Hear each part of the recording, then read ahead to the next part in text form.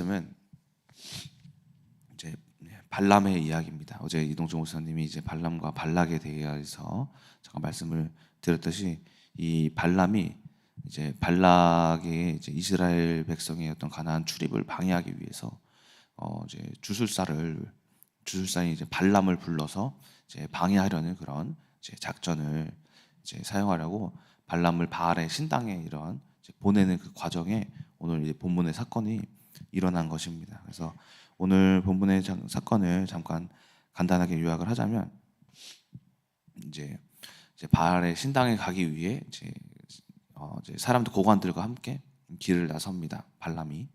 그런데 갑자기 어느 지점에서 나귀가 막 못 가는 거예요.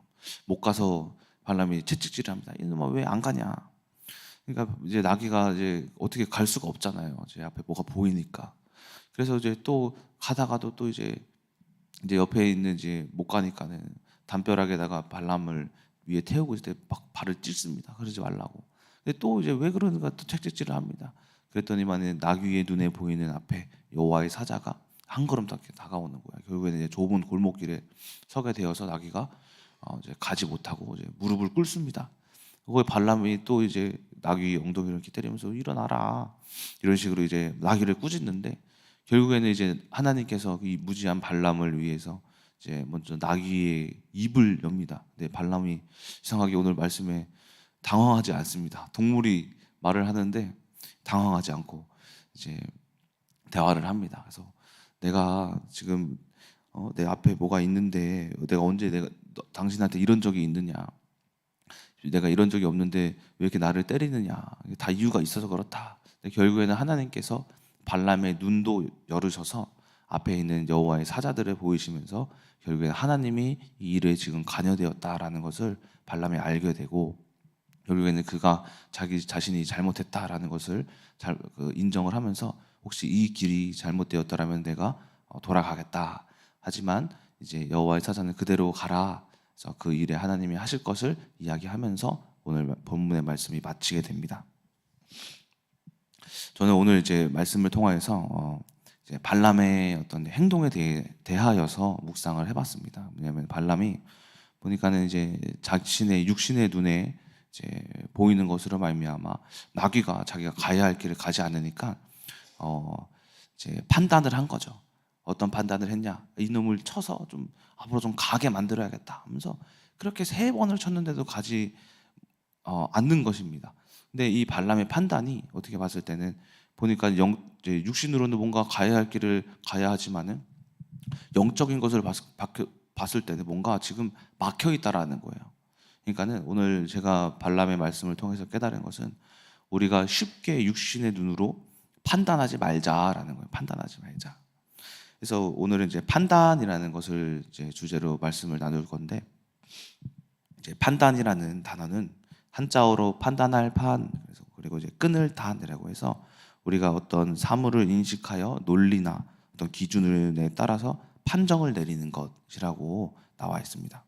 그래서 근데 이제 판단이라는 것은 우리가 인생에 살면서 굉장히 중요한 것이 판단이죠. 판단.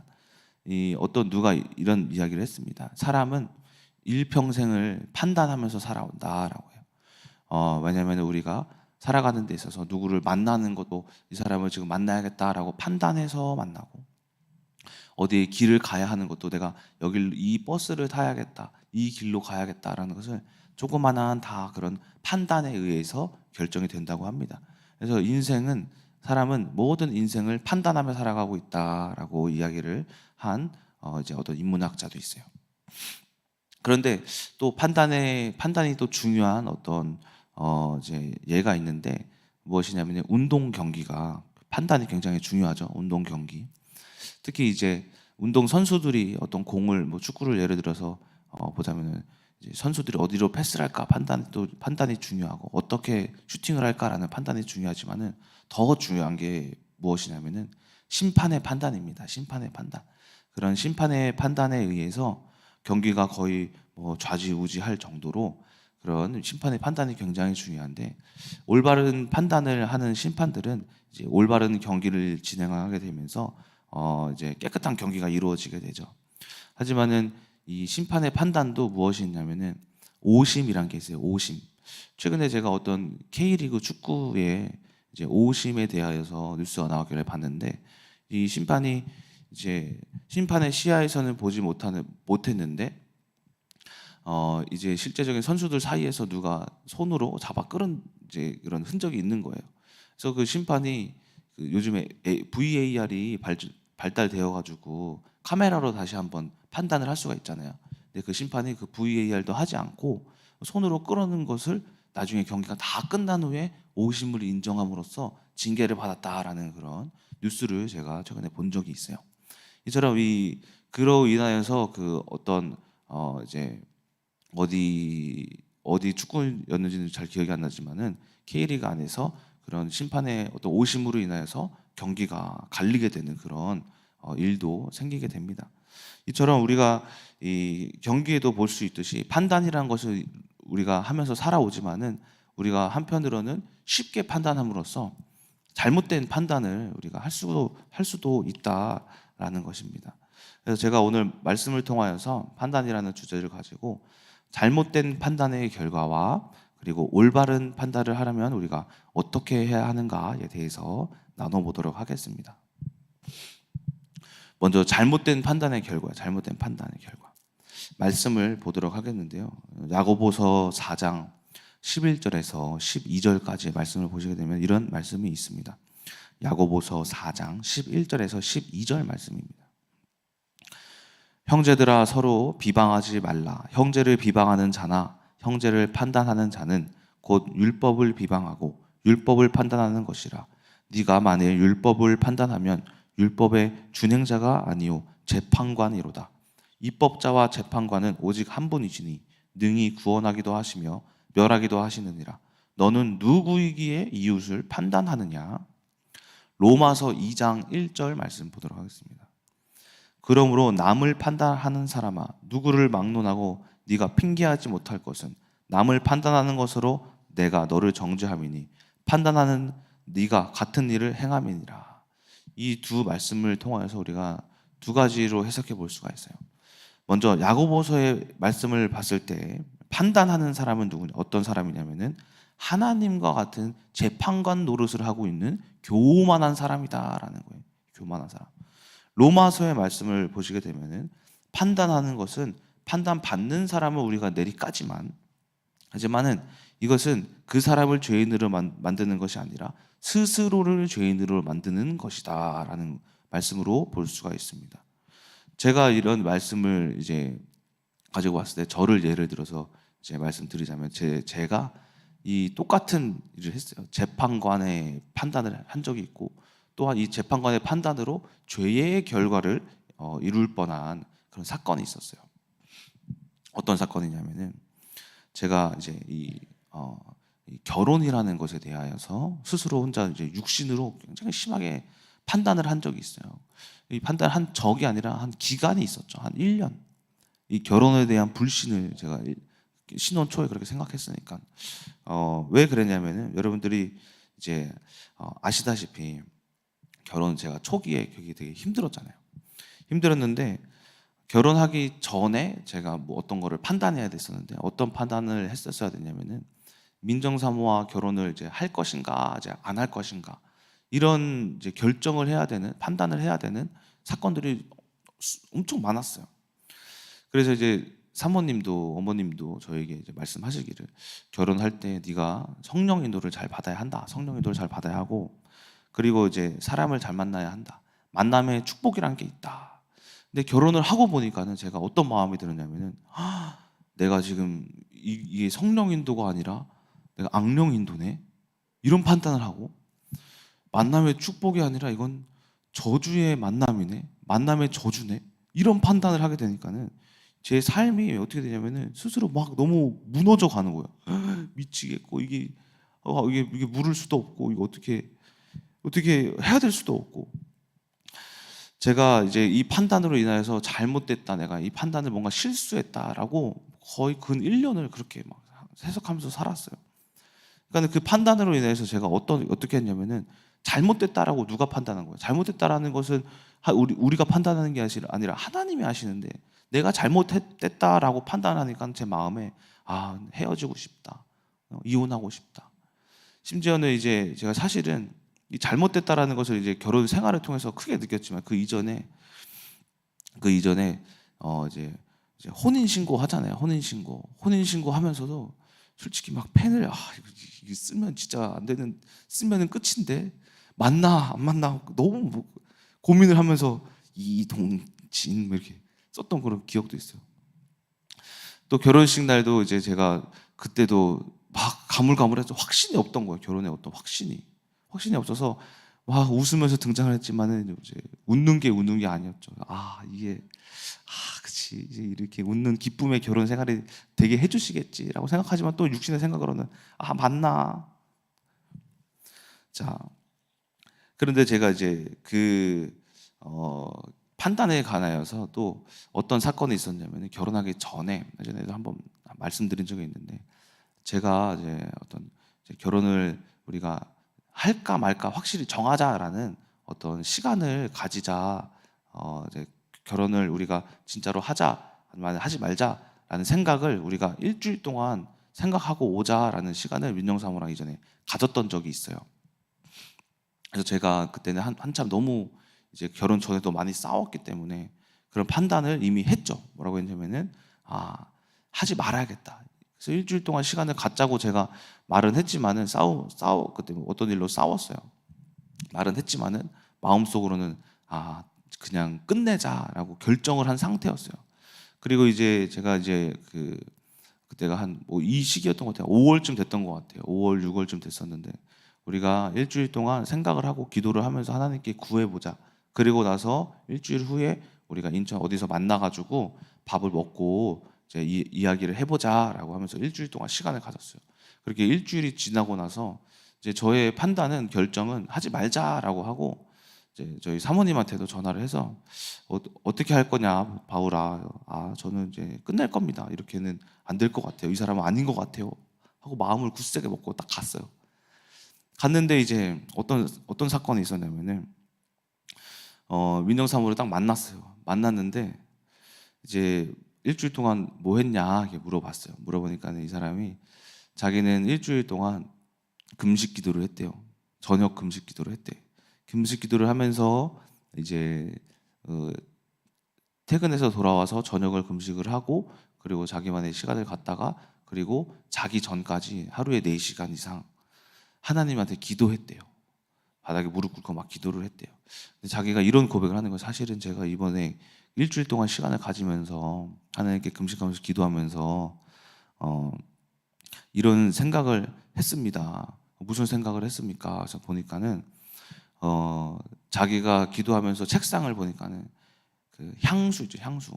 10만 원, 20만 원, 30만 원 되는 향수가 책상 위에 3줄이 깔려 있더래. 하나, 둘, 이렇게 3줄. 내가 이렇게 세상의 향기, 그러니까는 세상의 것으로 치장하고 다녔구나. 장롱문을 여니까는 명품 가방이 뭐 몇 개씩 있더래요. 샤넬, 무슨 구찌 막. 내가 미쳤었구나. 내가 어쩌다가 이런 것들을 집에다 쌓아두고 그리고 치장하고 다녔지? 이거에 자기가 스스로 너무 죄인임을 느꼈대요. 근데 제가 이런 고백을 하는 민정사무를 딱 봤어요. 근데 사람이, 여러분, 금식을 하면은 이제 좀 다이어트가 좀 되잖아요. 근데 민정사무가 말랐잖아요. 말랐는데 그날따라 이상하게 사람이 이제 말랐는데, 너무 마르면 사람이 좀 보기 싫은데, 민정사무가 그날따라 금식을 해서 그런지 예뻐 보이는 거예요. 사람이. 아유씨, 내 눈이 왜 이러지? 왜 저 인간이 예뻐 보이지? 이러면 안 되는데. 그만두기로 했는데. 그리고 신앙 고백을 하는데 어떻게 이 사람이 일주일 만에 저렇게 변할 수가 있지? 신앙 고백하는 그 마음도 너무 예쁜 거예요. 또 그날따라 이상하게 날씨도 왜 이렇게 좋아? 그 민정사모가 창가에 앉았는데 그 막 뒤에서 이렇게 비치는 그 빛이 이게 햇빛의 광채인지 아니면 금식으로 인하여서 영적인 하나님의 복음의 광채인지, 이게 왜 이렇게 빛나? 사람이 예쁘고 빛나고 신앙 고백도 잘해. 삼위일체로 저에게 역사해서 제가 말했어요. 우리 그럼 다시 만납시다. 제가 비록 그 이전에 육신의 판단으로 에이씨, 저 인간을 내가 오늘 끊어야지 하고 갔지만은, 제가 지금 정작 그 자리에 가니까는 누가 역사하셨냐면 하나님이 제 눈을 이렇게 막 뭐 콩깍지를 씌우셨는지 생각에 콩깍지를 씌우셨는지 그 판단이 육신의 판단이 뭔가 지금 잘못되었다라고 제가 생각이 드는 거예요. 아, 잘못되었네. 하나님이 역사하셨네 이 사람에게. 저는 기대조차도 안 했거든요. 그럼으로써 다시 만나게 되면서 제가 이렇게 결국에는 결혼을 했잖아요. 근데 제가 지금 생각해서 그 판단에 관해서 묵상을 하면서 그때를 그가 생각이 나면서 묵상을 해보니까 야, 내가 발람과 같았구나. 발람과 같이 하나님이 갈 길을 인도해 주시는데 내가 이제 내 육신의 생각으로 이제 끊어야지라는 것을 앞으로 가려고 했을 때 하나님이 막으신 거구나. 나귀가 그 발람의 길을 막았듯이 하나님께서 내 눈에 영안을 뒤집어 씌워가지고 그걸 막으신 거구나. 그러니까는 우리가 육신의 눈으로 만약에 제가 민정사무를 결국에는 그래 어쩌라고 필요 없어 그냥 내가 끊기로 했으면 끊어야지 하고 끊었으면은 제가 아마 이렇게 영적인 영안도 열리지도 못했을 거고 제 안에 더러운 것들이 너무나도 많거든요. 혈기, 음란, 게임 막 이런 게 뭐 너무나도 많거든요. 이런 것들이 민정사를 만나면서는 다 끊어졌어요. 다 끊어지지도 못했을 거고 이러한 것들이 결국에는 나를 성장시키지 못했을 것이다라는 거예요. 그러니까는 우리가 잘못된 판단은 어떠한 결과를 일으키냐면은 여러분들을 성장시키지 못하는 결과를 일으킨다라는 거예요. 결과를 만들어낸다라는 거예요. 그래서 이 판단으로 말미암아 하나님이 뭘 할 수 있게 우리가 육적인 판단은 제자리인 거예요. 제자리. 발람과 같이 나귀가 가지를 못하는 거예요.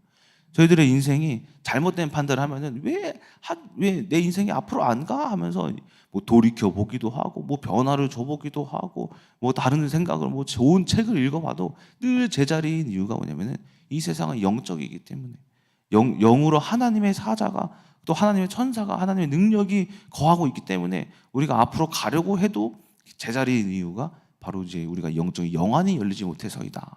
결국에는 그 죄의 결과로 우리가 어떤 일을 만나게 되느냐면은 제자리 걸음. 그래서 우리가 종교인들이 어때요? 10년, 20년, 30년 신앙생활을 해도 어디에 있어요? 그 자리에 있잖아요. 어떤 그 자리? 옛것이 끊어지지 않는 그 자리 그대로 있잖아요. 이 뭔가 삶이 변하지 않았더라면은 제가 무엇을 해야 되냐면은 이 사람이 잘못됐다. 그래서 우리가 종교인들이 하는 실수가 뭐냐면은 뭔가 문제가 있으면 이 사람 탓을 해요. 이 사람 판단해요. 그리고 또 상황 탓을 해요. 상황을 판단하는 상황. 도무지 그게 10년, 20년 바뀌지가 않잖아요. 그렇죠? 바뀌려면 어떻게 해야 돼요? 내가 바뀌는 건데, 내가 잘못된 판단을 했구나. 사람을 사람으로 판단했구나. 상황을 내 육신의 눈으로 해결하고 했구나. 내가 이 사람을 영적으로 판단했을 때 이 사람이 잘못된 것이 아니라 내가 잘못됐음을 발견하는 것이 그게 올바른 판단이고 이 상황이 변하지 않았으면은 이 상황을 내가 육적으로 해결하고 있음을 발견하고 내 이 상황에 대해서 영적인 생각으로 믿음으로 말미암아 바꾸는 것이 그게 믿음의 판단인데 우리가 늘 제자리인 이유가 바로 죄의 결과다. 판단이 잘못되었기 때문이다. 육신으로 판단했기 때문이다라는 거예요. 자, 그렇다면은 어떻게 올바른 판단을 할 수 있을까? 어떻게 할 수 있을까요? 인간의 생각으로는 절대 할 수 없다라는 거예요. 창세기 6장 5절 말씀만 봐도 아시잖아요. 하나님이 뭐라고 하세요? 인간이 계획하는 모든 것이 더럽고 또한 인간이 생각하는 모든 것이 악하기 때문에 하나님이 그들을 벌하시기로 생각하셨다는 거예요. 인간이 계획하고 생각하는 모든 것이 어떻대요? 악하대요. 그러니까 우리가 하는 판단은 뭐냐면은 다 내 이익을 위해서, 내 이익. 그러니까 우리가 어떻게 해야 되냐면은 버려야 하는 거예요. 버려야. 내가 판단하고자 하는 내 눈, 내 귀, 내 생각, 내 마음을 버려야 하는 거예요. 예수님께서 뭐라고 하시냐면은 요한복음 8장 16절에 만일 내가 판단하여도 내 판단이 참되니 이는 내가 혼자가 있는 것이 아니요 나를 보내신 이가 나와 함께 계심이라. 이게 무슨 말이냐면은 우리 육신으로 판단하는 것은 나 혼자 판단하는 거예요. 근데 예수 그리스도께서 뭐라고 말씀하시냐면은 참된 판단은 내 안에 있는 성령님과 함께 하는 거예요. 함께 하는 거. 그러니까 내 생각과 내 마음이 그러니까 뜻이 일치하는 판단을 하셔야 되는 거예요. 그 일치하는 판단을 우리가 뭐라고 하죠? 성령 인도라는 성령 인도. 그래서 제가 아까 말씀드렸던 예화와 같이 결혼 이전에 했던 그 판단이 내 마음과 생각이 일치한 거예요. 비록 내 생각은 끊자라고 판단했지만은 그 마음으로 말미암아 생각이 바뀐 거죠, 그렇죠? 이 바뀐 것에 일치하게 된 거예요. 마음은 이 사람이 변했음을 인정하지만은 생각이 만약 이 안 돼, 그래도 내가 끊으러 왔어라는 그런 고집, 아집 그런 것들이 있으면은 일치가 되지 못하면은 그것들이 막 혼동되어서 여러분 혼란스러울 수밖에 없는 거예요. 그렇기 때문에 우리 결국에는 이득을 여러분들이 육신의 사람이기 때문에 육신을 가지고 있기 때문에 이득을 취하기 위해서 결국에 끊는 거죠. 그러니까 우리가 생각을 꺾어버려야 돼요. 생각을 우리의 생각이 잘못되었음을 아는 거예요. 그게 바로 올바른 판단을 할 수 있는 방법인데 결국 우리가 올바른 판단을 하기 위해서 어떻게 해야 되냐? 버려야 한다네. 버려야 한다. 그래서 제가 오늘은 올바른 판단을 하기 위해서 버려야 할 4가지 생각하고 마치도록 하겠습니다. 4가지를 버려야 합니다. 첫 번째 뭐냐? 저희들이 올바른 판단을 하기 위해서 인본주의적인 생각을 버려야 한다는 인본주의. 인본주의는 뭐냐면은 인간 중심적인 생각이에요. 인간 중심. 이제 헬라 시대 때 궤변자론이었던 궤변론자였던 프로타고라스라는 사람이 뭐라고 했냐면은 인간은 만물의 척도다라고 해요. 만물의 척도가 뭐예요? 척도가 기준. 이 세상은 인간을 기준으로 돌아간다라는 기준으로 돌아간다. 언어, 우리가 말하는 언어, 헬라어 막 이런 것도 이 당시 그 당시 철학, 이제 책, 생각하는 것들 모든 것이 다 인간을 위해 언어가 만들어졌고 인간을 위해 책이 쓰여졌고 인간을 위해 나무가 열매를 맺는 거고 꽃이 피는 것이고 인간을 위해 모든 세상이 돌아간다. 근데 한편으로는 맞아요. 하나님이 인간을 위해 세상을 만드셨기 때문에. 근데 더 깊은 것을 보지 못한 거죠. 어떤 걸 못 봤어요? 그 인간을 위해 만물을 만드신 하나님을 보지 못한 거예요. 하나님을. 그러니까 우리가 이 인본주의 생각, 인간이 최고다라는 그 생각이 결국에는 우리가 뭘 하지 못한다? 영적인 판단을 하지 못한다라는 거예요. 또 있어요. 그 이후에 프랑스의 철학자였던 오기스트 콩트라는 사람이 경건의 대상은 신이 아닌 인간이 받아야 한다. 인간이 높임 받아야 한다. 인간이. 어떻게 인간이 높임을 받아요? 인간. 또 니체 뭐라 그랬어요? 신은 죽었다. 샤르트르. 이런 모든 사람들이 인간은 인본주의, 인간 중심으로 세상이 돌아간다라는 것으로 말미암아 그 사람들이 결국에는 어떻게 되죠? 자살하고 삶이 망가지고 이혼하고 문제 일으키고 그 이후에 모든 삶이 불안 그리고 문제, 걱정, 덩어리로 그 사람들이 살다가 죽었단 말이에요. 그러니까 이처럼 인간의 해석은 결국에는 이 사람들이 근데 많은 사람들이 이 사람들의 철학을 따르면서 인간의 어떤 철학으로 인간의 삶을 해석하려고 수많이 노력을 해도 노력하면 할수록 하는 게 뭐예요? 따르는 결과가 뭐예요? 없어요. 인간은 인간대로 살다 보면 열매가 없다면 열매가 없다. 그렇기에 많은 사람들이 뭐 하냐? 자살하는 거죠. 자살. 니체가 그래서 결국 자살했잖아요. 그렇죠? 이처럼 많은 사람들이 실수하는 부분이 뭐냐면 내 중심적인 생각. 여러분들이 자기 중심적으로 생각하는 그것이 인본주의예요. 인본주의. 그것을 우리가 버려야 한다라는 거예요. 러시아와 우크라이나의 전쟁. 우리가 인간적인 생각으로 한다면 인본주의로 생각하면 여러분 인본주의로 푸틴을 해석해 보세요. 인간은 그렇게 뛰어나다면서요. 근데 왜 그런 식으로 사람을 살해하고 전쟁을 일으키고 민간인들을 학살하는데요? 인본주의로는 해석할 수가 없다니까요. 그렇죠? 이해가 안 되잖아요. 인간이 뛰어나서 뛰어나면 더 뛰어난 인간이 막아야지 그거를.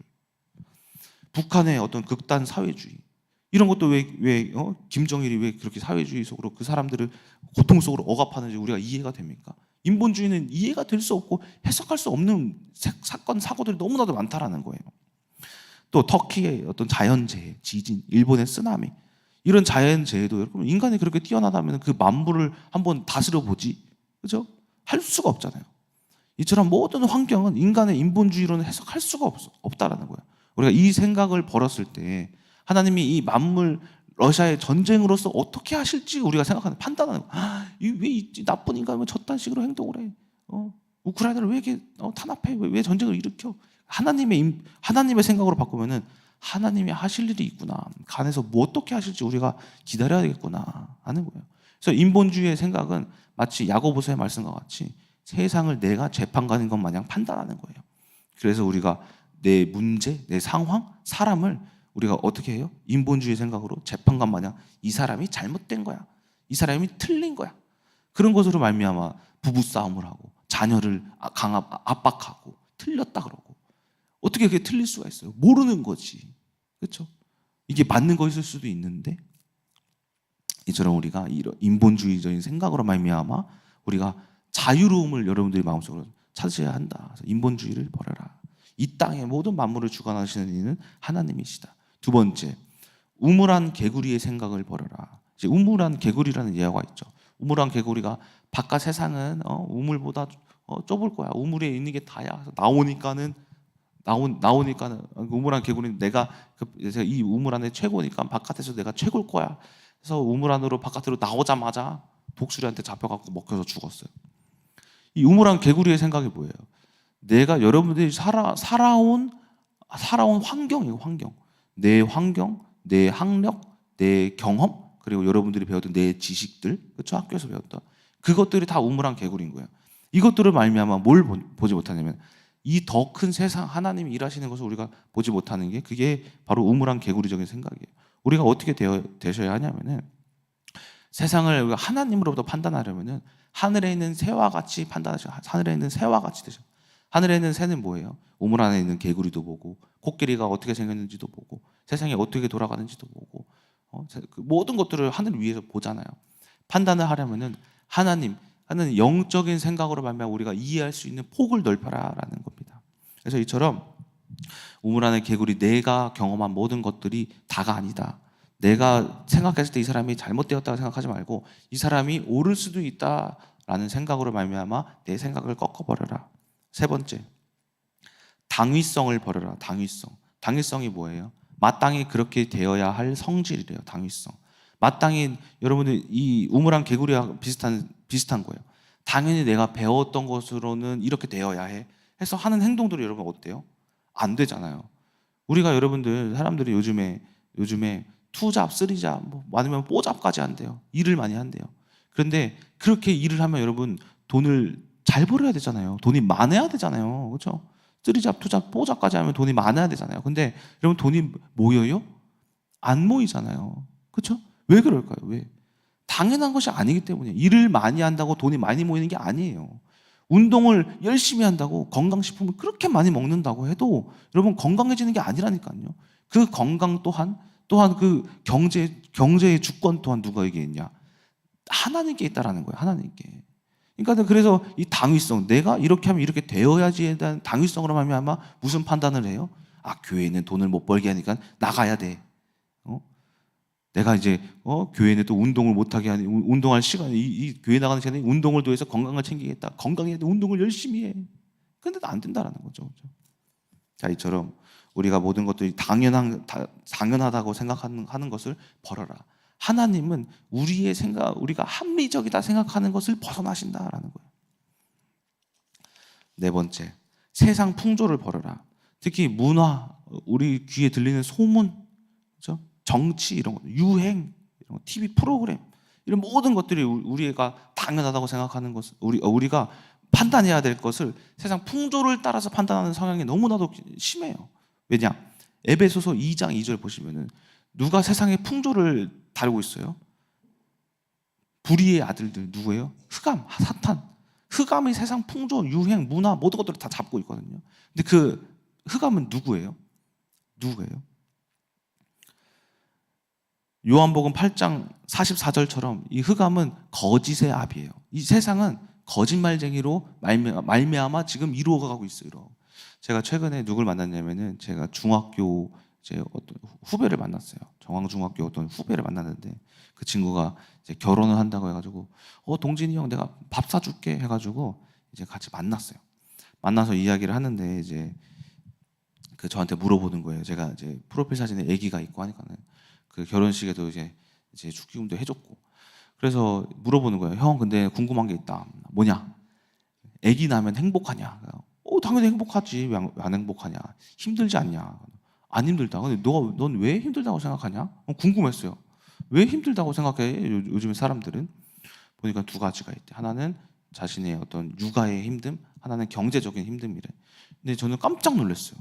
어떻게 깜짝 놀랐냐면은 이 요즘에 사람들이 자기 회사 사람, 특히 자기 회사 사람이 이제 결혼을 해서 아기를 낳는데 자기한테 말하기를 그 누구누구 대리님 결혼하지 마세요. 아니 아기 낳지 마세요. 요즘에 결혼해도 아기 안 낳는 게 유행이에요. 왜? 저희는 실수로 생겼는데 아기를 낳으니까는 진짜 제 아기가 아니면 죽이고 싶을 정도로 애가 너무 저를 시달리게 해요. 죽이고 싶을 정도래요. 자기 아기가 아니면. 형 근데 우리 회사 사람은 아기가 자기 아기 아니면 죽이고 싶을 정도로 아기가 별로래. 야, 너 잘못돼도 너무 잘못됐다, 용진아. 그 잘못된 생각이다. 그래서 제가 또 이런 말 했어요. 또 그 형 또 아기 낳으면 지출되는 비용이 많대. 근데 형 그거 한 달에 뭐 얼마나 들어? 이런 거 막 물어보는 거예요. 그래서 잘 모르겠다. 근데 나는 전혀 부족한 게 없는데 왜 그렇게 생각을 할까? 그래서 제가 그 친구가 그래서 형 나는 아직 애기 생각이 없어. 결혼을 해도 언제 날 건데? 몰라. 뭐 40대 뭐 전에 생기면 낳고 이후에 이제 안 생기면 그냥 안 낳으려고 이러는 거예요. 그래서 제가 이렇게 말해줬어요. 그래. 당연히 힘든데 자녀 없이 살면 너희들 가정이 더 힘들걸? 불행할걸? 그 자녀로 인한 말미암아 행복한 게 얼마나 더 큰데? 그래서 제 얘기를 조금 해줬어요. 나도 그렇게 일이 있었다. 안 생겼었다. 너무나도 행복하다. 또 그러면 너희들이 둘이 맞벌이를 하는데 돈만 번다고 그러면 행복할 것 같냐? 그 기쁨의 배가 되는 게 뭐예요? 자녀다. 그리고 사람들이 그런 자녀에 대한 불신으로 말미암아 무슨 문제가 지금 대한민국에 야기됐냐? 저출산 문제. 전 세계적으로 0.78%, 0.78. 그러니까는 전 세계적으로 출산율이 0.78. 그러니까 1이 안 되는 국가가 우리나라 하나예요. 1이 안 돼요. 1년에 1이 안 돼요. 우리나라 하나 0.78이에요. 그 생각으로 이기적인 문화 그런 생각 유행들이 사람들을 사로잡아서 애를 안 낳아서 저출산 대한민국의 문제로 만들지 않았냐? 이게 잘 됐다고 생각해? 너 저출산 문제 너도 알잖아. 알지. 그럼 네가 낳아야지 그러면은. 자, 그리고 아기를 낳아봐. 그 힘든 과정 가운데 사람이 성장하더라. 그리고 너는 그 아기를 낳은 그 생명이 네 생각보다 네가 생각하는 돈보다 더 가치가 있을 걸 하면서 이제 어쨌든 교회를 안 다니니까 이런 영적인 얘기를 잘 해주지 못하고 그런 식으로 얘기를 했어요. 근데 이처럼 모든 많은 사람들이 그런 이야기를 듣고 보고 막 인터넷 글에서도 봤대요. 그런 걸로 인해서 판단하는 거예요. 판단. 어떤 판단? 악의 판단을 한다는 거예요. 자, 이처럼 우리가 이 세상은 세상 풍조, 그러니까 흑암으로 말미암아 사로잡고 있다. 그 풍조는 뭘 말하느냐? 진실이 아닌 거짓을 말하고 있다라는 것을 여러분들이 기억하셔야 합니다. 그래서 네 번째, 세상의 유행 풍조를 벌여라. 자, 결론입니다. 결론적으로 한 예화를 들려드리고 마치도록 하겠습니다. 판단에 관하여서 미국의 이제 UCLA라는 대학교에서 의과대학 교수가 이제 그 학생들이 이제 졸업을 하게 되었대요. 졸업을 하면서 한 이제 질문을 던졌다고 합니다. 자, 여러분들이 지금 의사다. 산부인과에 어떤 아이가 태어나기 위해 병원에 왔다. 그런데 보니까 그 남편은 매독균에 걸려 있고 그 임신한 여자는 폐결핵 환자다. 그 사람의 가정을 보니까는 네 아이가 있는데 첫째 아이는 매독균으로 말미암아 태어날 때 그 균으로 장님이 되었고 둘째 아이는 병이 들어 태어나자마자 죽었고 셋째 아이는 이 부모들의 병으로 말미암아 귀 벙어리가 되었고 네 번째 아이는 어머니의 그대로 결핵의 그 문제를 따라서 폐결핵 환자가 되었다. 그런데 이 사람이 지금 다섯째를 낳으려고 한다. 어떻게 할 것인가? 판단하라. 어떻게 말했을까요? 이 의과대학 학생들이 당연히 유산시켜야 됩니다. 안 됩니다. 태어나게 해서는 안 됩니다. 어떻게 그런 가정에서 그 태어난 아이도 고통스럽고 이 부모 또한 또 그 아이를 만나면 더 고통스러울 겁니다. 안 됩니다라고 했대요. 근데 교수님이 하는 말, 당신들은 지금 베토벤을 죽였다.